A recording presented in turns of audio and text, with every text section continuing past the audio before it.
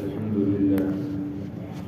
لله نحمده ونستعينه ونستغفره ونؤمن به ونتوكل عليه ونعوذ بالله من شرور أنفسنا ومن سيئات أعمالنا ونعوذ بالله من شرور أنفسنا ومن سيئات أعمالنا ونعوذ بالله من شرور أنفسنا ومن سيئات أعمالنا من يهده الله فلا مضل له ومن يضلل فلا هادي له ونشهد أن لا إله إلا الله وحده لا شريك له ونشهد أن سيدنا ومولانا ونبينا وحبيبنا وسندنا وبارك وسلم تسليما كثيرا كثيرا أما بعد فأعوذ بالله من الشيطان الرجيم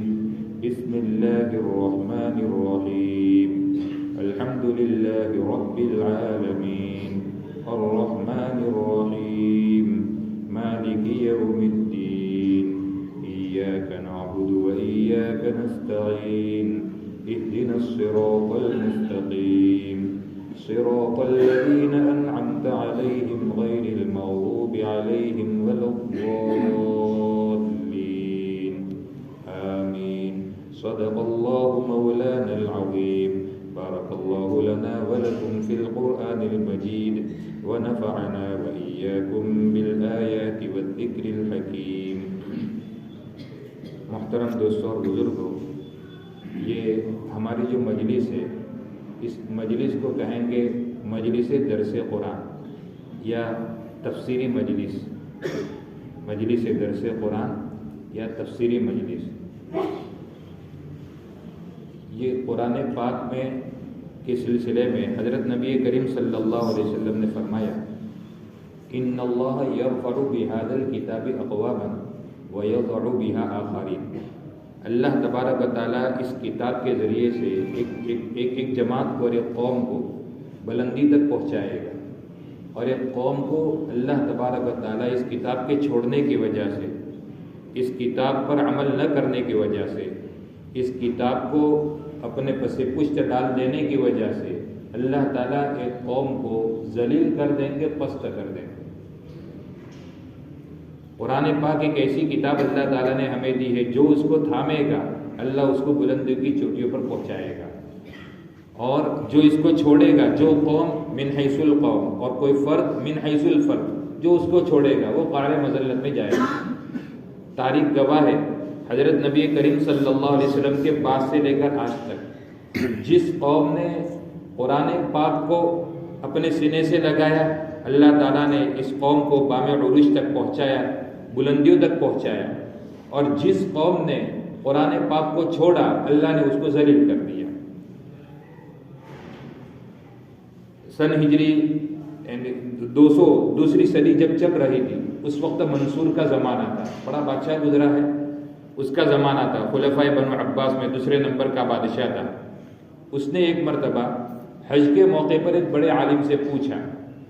اب مختلف ممالک کی بلاد اسلامیہ کے بڑے بڑے عالم کے سلسلے میں مثلا پوچھا کہ کوفہ کے بڑے عالم کون، بصرہ کے بڑے عالم کون، حجاز کے بڑے عالم کون، اس طریقے سے کئی بلاد کے سلسلے میں پوچھا.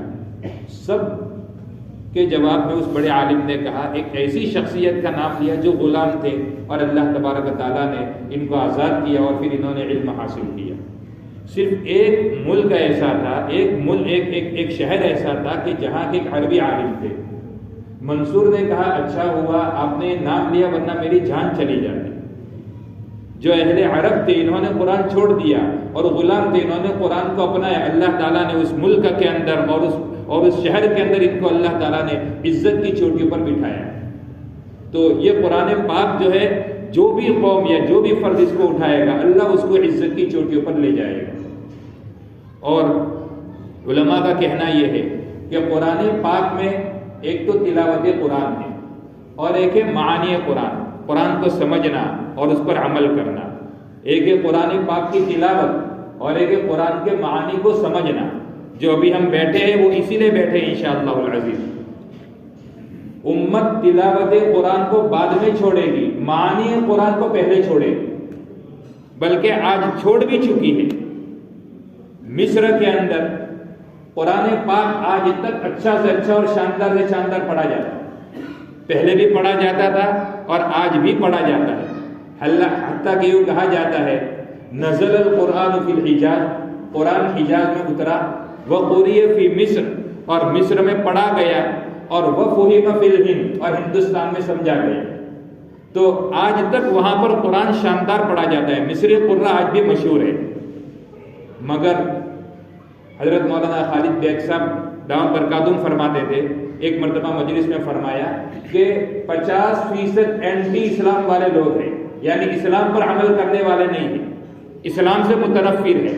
مسلمانوں کی حکومت رہی ہمیشہ، آج تک کسی کافر کا وہاں پر تسلط نہیں ہوا، یعنی آپ علیہ السلام کی بعثت کے بعد سے جب سے وہ یعنی بلاد اسلامیہ میں جب اس کا شمار ہوا تب سے لے کر آج تک کسی کافر کا وہاں پر تسلط نہیں ہوا، مگر 50% اینٹی اسلام والے لوگ یعنی اسلام پر عمل نہ کرنے والے لوگ ہیں، حالانکہ قرآن شاندار سے شاندار پڑھا جاتا ہے۔ اس سے بھی ایک عجیب واقعہ آپ کو سناؤ، آج بھی سعودی اور بہت سارے عرب کنٹری کی یونیورسٹیاں ہیں، وہاں پر قرآن پاک کی بہت ساری آیات کو چھوڑ دیا گیا ہے، ان آیات کو پڑھنا، پڑھانا، سمجھانا ممنوع ہے آج بھی۔ آپ سمجھ سکتے وہ جہاد کی آیتیں ہیں، اس کو انہوں نے بند کر دیا، نہیں پڑھا سکتے۔ اتفاق سے اللہ تعالیٰ ہمیں ایک مرتبہ عمرے میں لے گئے، ایک طالب علم حدیث شریف یاد کرتے تھے، تو میں نے ان سے پوچھا، چونکہ حضرت شیخ یونس صاحب نور اللہ مرقدہ سعودیہ جاتے تھے اور حضرت وہاں درس دیتے تھے، تو میں نے صرف پوچھا، میں نے کہا حضرت شیخ یونس صاحب کو جانتے ہو؟ اتعرف الشیخ فضیلت الشیخ یونس الجونپوری الہندی رحمہ اللہ تعالی؟ تو فوراً اس نے برجستہ کہا من اخوان اخوان لا تتکلم، یعنی اخوان کے سلسلے میں آپ بات مت کریں، حالانکہ اخوان پارٹی کو اس وقت ہم جانتے بھی نہیں، اتنا زیادہ وہاں پر پابندی لگی ہوئی ہے۔ اللہ کا شکر ہے کہ ہمارے ملک کے اندر ہم آزادی کے ساتھ قرآن کو سمجھا بھی سکتے اور سمجھ بھی سکتے ہیں۔ تو میں بتا رہا تھا کہ معنی قرآن پر امت عمل پہلے چھوڑی، امت کیا ہے یعنی پہلے چھوڑ دیتی ہے۔ تلاوت قرآن سے محبت کی وجہ سے تلاوت قرآن تو رکھتی ہے، مگر معنی قرآن یعنی قرآن پر عمل کرنے جو ہے وہ امت اس سے بہت آہستہ آہستہ دور ہوتی چلی جاتی ہے۔ اور آپ علیہ السلام نے فرمایا جو قوم قرآن چھوڑے گی یا جو فرد قرآن چھوڑے گا اللہ اس کو ذلیل کر دے گا۔ اللہ تعالی ہمیں موت تک قرآن کو سمجھنے والا اور قرآن کے پر عمل کرنے والا اللہ تعالی ہمیں بنائے۔ یہ مجلس جیسے میں نے کہا درس قرآن کے مجلس اور تفسیری مجلس ہے، بڑی بابرکت مجلس ہے، اس کا اندازہ بیٹھنے سے اور سننے سے لگتا ہے۔ حضرت مفتی سعید احمد صاحب نور اللہ مرقدہ اللہ کی قبر کو نور سے بھر دے، حضرت نے فرمایا میں معاشی اعتبار سے بہت تنگیوں میں گزر رہا تھا، بڑی پریشانیاں تھیں، مگر میں نے ہدایت القرآن کو اپنے ہاتھ میں لیا، یعنی قرآن پاک کی تفسیر میں نے لکھنی شروع کی، اللہ تبارک و تعالیٰ نے میرے لیے فتوحات کے دروازے کھول دیے۔ یہ تو دنیاوی فائدہ، اور اخروی فائدہ دنیا جانتی ہے، اللہ تعالیٰ نے عالم میں انہیں چمکایا۔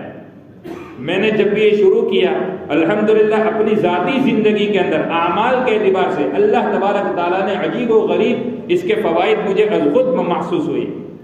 یہ کیونکہ اور حدیث شریف میں صاف فرمایا، مسلم شریف کی روایت ہے، بہت طویل روایت ہے، اس میں 7 مضامین حضرت نبی کریم صلی اللہ علیہ وسلم نے ارشاد فرمائے۔ اس میں 6واں مضمون آپ علیہ السلام نے فرمایا وَمَجْتَمَعَ قَوْمٌ فِي بَيْتٍ مِّن بُيُوتِ اللَّهِ يَتَدَارَسُونَهُ بَيْنَهُمْ إِلَّا حَفَّتْهُمُ الْمَلَائِكَةُ وَغَشِيَتْهُمُ الرَّحْمَةُ وَنَزَلَ فِيهِمُ السَّكِينَةُ وَذَكَرَهُمُ اللَّهُ فِي مَنْ عِندَهُ۔ اور 7واں مضمون آپ علیہ السلام نے فرمایا وَمَنْ بَطَّأَ بِهِ عَمَلُهُ لَمْ يُسْرِعْ بِهِ نَسَبُهُ۔ آپ صلی اللہ علیہ وسلم نے اس 6ٹھے مضمون میں یہ ارشاد فرمایا کہ جو قوم اللہ کے گھر میں قرآن اور علم کو پڑھتے پڑھاتی ہے، سیکھتے سکھاتی ہے، تو حضرت نبی کریم صلی اللہ علیہ وسلم نے فرمایا اللہ رب العزت اس قوم پر، ان پڑھنے پڑھانے والوں پر، ان سیکھنے سکھانے والوں پر 4 قسم کے انعامات اللہ تبارک و تعالیٰ کی طرف سے ہوتے ہیں۔ پہلا انعام حفتہم الملائکہ، ایسی مجلسوں کو اللہ تبارک و تعالیٰ اپنے فرشتوں کے ذریعے سے، یہ فرشتے جو ہے ایسی مجلسوں کو گھیر لیتے ہیں، حفتہم الملائکہ، بار بار وہ تو ہم نے سنا ہے۔ نمبر 2 نزلت فیہم السکینہ، ایسی مجلس والوں پر اللہ تبارک و تعالیٰ کی طرف سے سکینت نازل ہوتی ہے. سکینت یہ اللہ تبارک تعالیٰ کی خاص نعمت ہے. اس کا اندازہ آپ کو ایک واقعے سے بتاؤ. ایک سادھو تھے, اسلام میں داخل ہوئے, اور اسلام میں داخل ہونے کے بعد اتنے سوئے جس کی انتہا نہیں, یعنی شاید 2-3 دن تک مسلسل ان کو نیند آتی رہی. انہوں نے بتایا کہ جب میں اپنے مذہب پر تھا مجھے نیند ہی نہیں آتی تھی. اس کو کہتے ہیں سکینت. مسلمان آج پریشانی یقیناً ہے, مگر پھر بھی اگر کوئی دوسری قوم ہوتی تو صرف پریشانیاں سن کر ہی سسک جاتی اور ختم ہو جاتی. مگر اللہ تبارک و تعالیٰ آج تک اس قوم کو نبھائے ہوئے ہیں, امت مسلمہ کی حفاظت کیے ہوئے ہیں, کیونکہ اس قسم کی مجلس اور دروس قرآن اور دروس حدیث آج بھی اس کے اندر جاری ہے. تو یہ اللہ تعالیٰ کی طرف سے سکینت نازل ہوتی ہے. وغشیتہم الرحمہ, اور اللہ رب العزت ایسی مجلسوں پر رحمتوں کی بارش نازل فرماتے ہیں. 3 فضیلتیں. اور چوتھی فضیلت وَذَكَرَهُمُ اللَّهُ فِي مَنْ عِنْدَهُ, اللہ تبارک و تعالیٰ ایسے لوگوں کا تذکرہ اپنے مقرب بندوں کے سامنے کرتے کہ دیکھو میرے بندے. ہم میں سے اگر کسی کا تذکرہ بڑے لوگوں کے سامنے ہو جاوے کہ فلاں بندہ تو کیا کہنا, تو ہمیں کتنی خوشی ہوتی ہے. ہمارے بچے کا تذکرہ بڑے لوگوں میں ہو جاوے کہ فلانے کا بچہ بس کیا کہنا, اس کی نیکی اور صالحیت اور صلاحیت کے بارے میں کیا کہنا. باپ کو خوشی ہوتی ہے. اللہ تبارک و تعالیٰ خوشی کی وجہ سے ان بندوں کا تذکرہ فرشتوں کے سامنے اور مقرر فرشتوں کے سامنے کرتے ہیں. تو یہ 4 خصوصیتیں اللہ تبارک و تعالیٰ ایسی مجلسوں پر نازل فرماتے ہیں. اللہ تعالیٰ ہمیں ان خصوصیتوں سے مستفید فرمائے. بلکہ جب یہ مجلس درس قرآن جب مجھے شروع کرنی تھی, جمعہ پڑھنے کے لیے جاتے تھے, اور شہر کے کئی علماء ائمہ مساجد اور دوست احباب کی طرف سے بہت اصرار رہتا تھا کہ آپ کہیں نہ کہیں یا تو درس قرآن جاری کیجیے یا کہ درس حدیث جاری کیجیے. تو میں نے ہمت تو نہیں ہوتی تھی. لاک ڈاؤن سے پہلے حضرت مفتی سعید احمد صاحب نور اللہ برکتہ سے ملاقات ہوئی, دارالعلوم دیوبند میں جانا ہوا. حضرت سے میں نے مذاکرہ کیا تو حضرت نے مجھے نصیحت کی, خبردار تقریر مت کرنا, قرآن سمجھانا.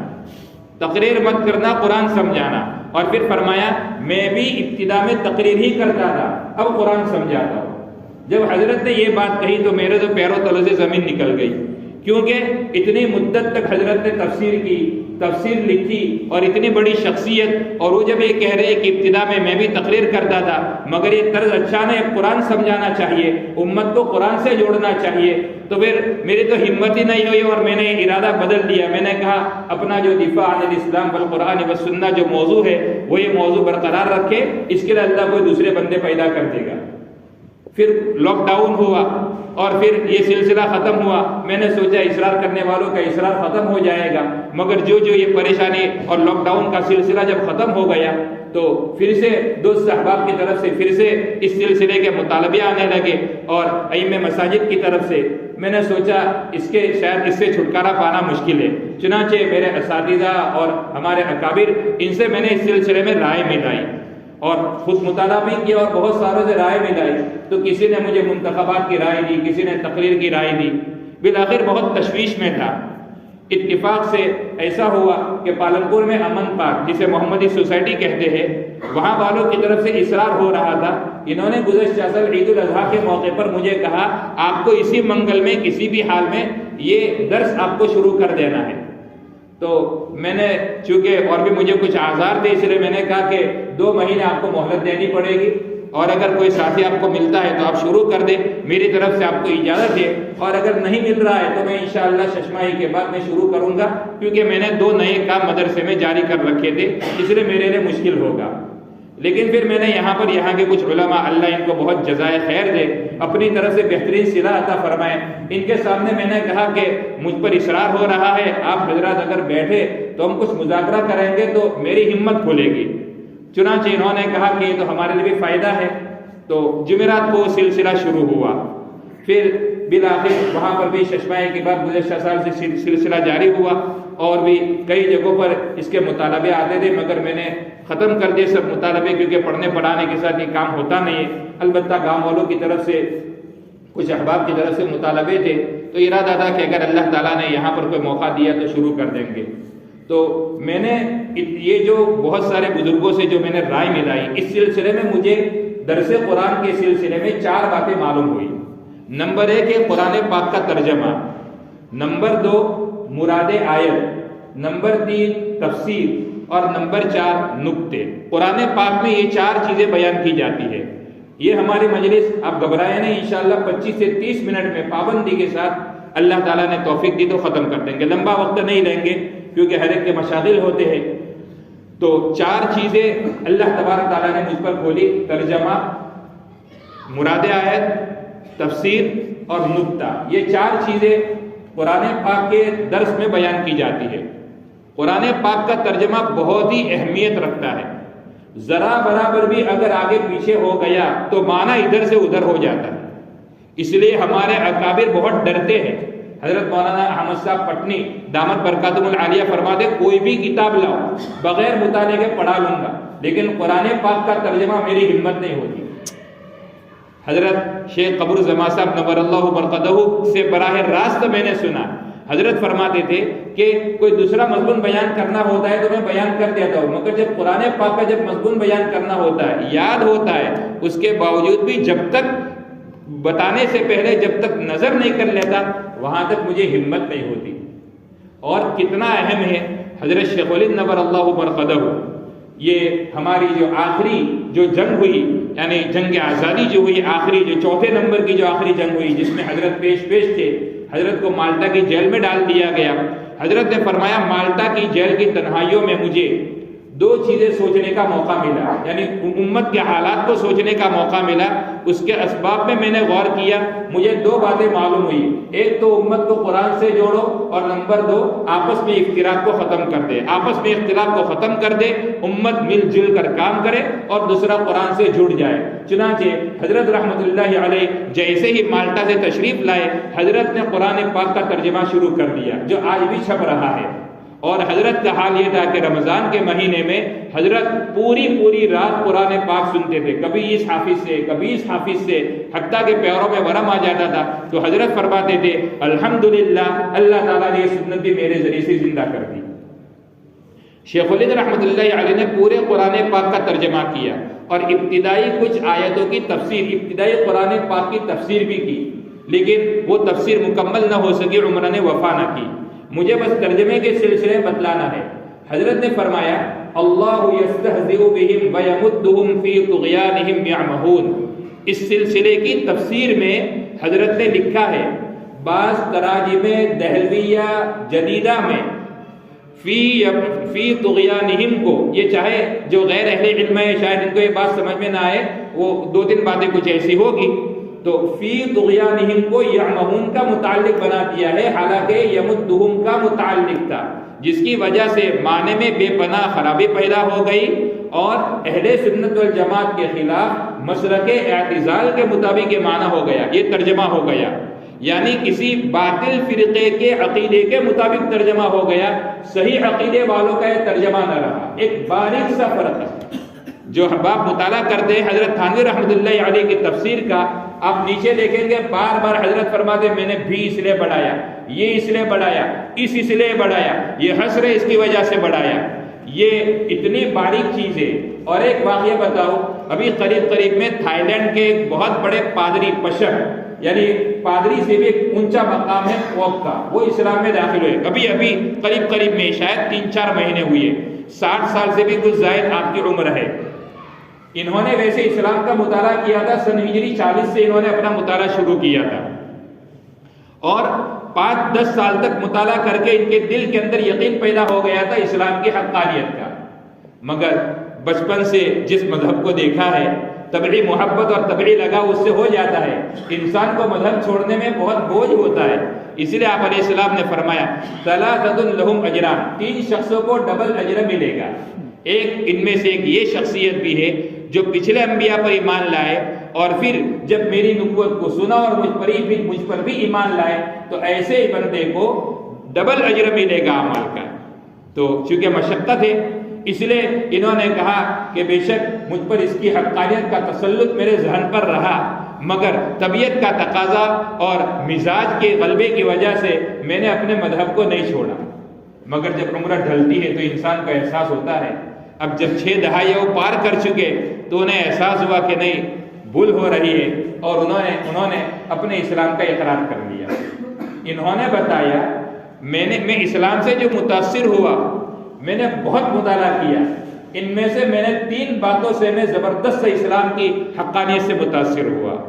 نمبر 1 اس کی توحید کی پاکیزگی، نمبر 2 قرآن پاک کا اپنی اصلی زبان میں محفوظ ہونا، اور نمبر 3 قرآن پاک کے ترجموں کی حفاظت۔ عیسائی مذہب جو ہے اس میں ابھی آسمانی جتنے مذہب ہیں، ان میں سے 3 مذہب ایسے، تین قومیں ایسی ہیں جن کے بارے میں یہ کہہ سکتے ہیں کہ یہ آسمانی مذہب پر ہے۔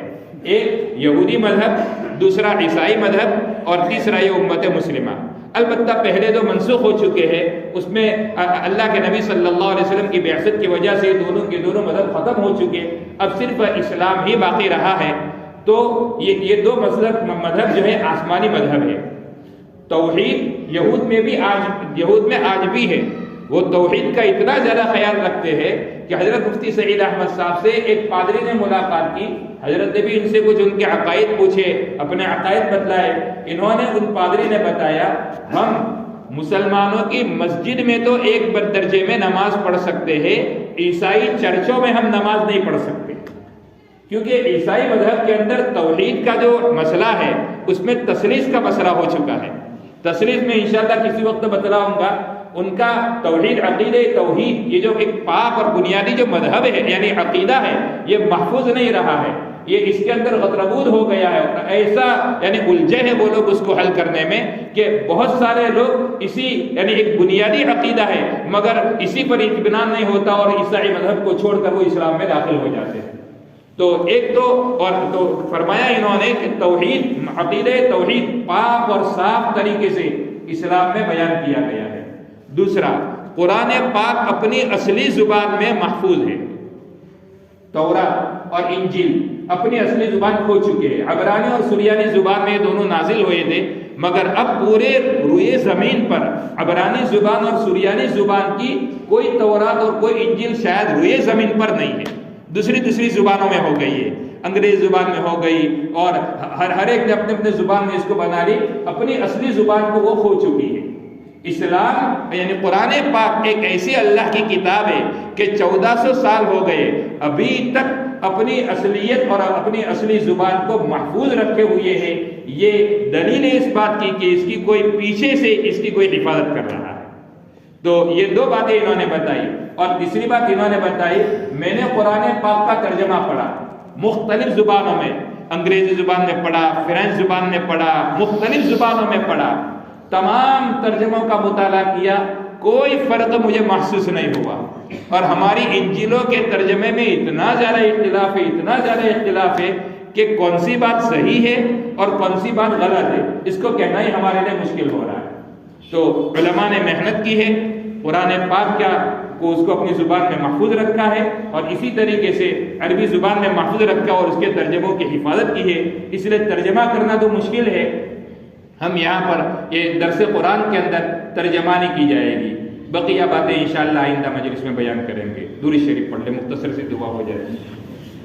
اللهم صل على محمد وعلى ال محمد كما صليت على ابراهيم وعلى ال ابراهيم انك حميد مجيد اللهم بارك على محمد وعلى ال محمد كما باركت على ابراهيم وعلى ال ابراهيم انك حميد مجيد الحمد لله رب العالمين الرحمن الرحيم مالک یوم الدین۔ پروردگار ہمارے گناہ معاف فرما دے، اے اللہ ہماری خطاؤں سے درگزر فرما دے، ہمارے قصوروں سے درگزر فرما دے، ماضی کے، حال کے، مستقبل کے سب گناہ معاف فرما دو۔ اے میرے مولا ہمارے رشتہ داروں کے، والدین کے، بھائی بہنوں کے، ہمارے جوڑوں کے، اور اے اللہ ہمارے دوست احباب اور متعلقین کے اے اللہ مغفرت فرما دے، اے اللہ ان کے گناہ معاف فرما دے، اے اللہ جو قبروں میں چلے گئے ان کی مغفرت فرما دے، ہماری قیامت تک آنے والے نسلوں کی، ایمان کی، اسلام کی پروردگار حفاظت فرما۔ اے اللہ امت مسلمہ جہاں کہیں بھی جن حالات میں ان کے حالات کو دور فرما، پریشانیاں دور فرما، شہر و سکون عطا فرما۔ آپ اپنے کلیمے کو بلند کر دے، آپ علیہ السلام کی سنتوں کو پورے عالم میں پھیلا دے، اس ملک کو عافیت سے دارالاسلام سے بدل دے، فلسطین کے مجاہدین کی مدد فرما۔ اے اللہ باطل کو ختم فرما، باطل کو نیست و نابود فرما۔ اے اللہ امت محمد محمدیہ میں جو جس پریشانی میں مبتلا ہے اس کو اس پریشانی کو دور فرما، بے جوڑوں کو بہترین جوڑا عطا فرما، بے روزگاروں کو روزگار عطا فرما، مقروضین کے قرضوں کی ادائیگی کی بہترین شکل صورتیں پیدا فرما، بیماروں کو صحت عطا فرما، گھر سے غائبین کو عافیت کے ساتھ گھر پر پہنچا دے، ایمان اور اسلام کے فروغ کے لیے، آپ کے کلمے کی بلندی کے لیے، آپ علیہ السلام کی سنتوں کی ترویج کے لیے اے اللہ جن جن جماعتوں کو قائم کرنے کی ضرورت ہے وہ ابھی تک قائم نہیں ہوئی یا قائم ہے مگر کمزور ہے یا محدود ہے، ان سب کی سب جماعتوں کو قائم فرما کر مضبوط سے مضبوط ترین بنا کر پورے عالم میں پھیلا کر تاصل قیامت باقی رکھیے۔ اے اللہ اپنے کلمے کو بلند کر دیجیے، اے اللہ اسلام کا بول بالا کر دیجیے، ماضی سے بھی زیادہ قوت کے ساتھ آن بان شان کے ساتھ اس لیے اسلام کی کشی کو روا دوا فرمائیے۔ حاضرین میں اور میرے مولا جن احباب نے دعا کا کہا ہے یا لکھا ہے یا متمنی رہے یا ہے کہ جن کا ہم پر حق بنتا تھا، یا اللہ جن جن عذروں کی وجہ سے جن جن پریشانیوں کے لیے دعا کا کہا ہے ان کی پریشانیاں دور فرما، اور یا اللہ جن کی جو ضرورت ہے پوری فرما، جو مانگا وہ بھی عطا فرمائیو، جو مانگنے سے رہے گا وہ بھی عطا فرمائیو۔ ہم سب کی اس دعا کو محض اپنے فضل و کرم سے اور آپ صلی اللہ علیہ وسلم کے صدقے قبول فرما دیجیے۔ وصلی اللہ تعالی علی خیر خلقہ محمد وعلی آلہ۔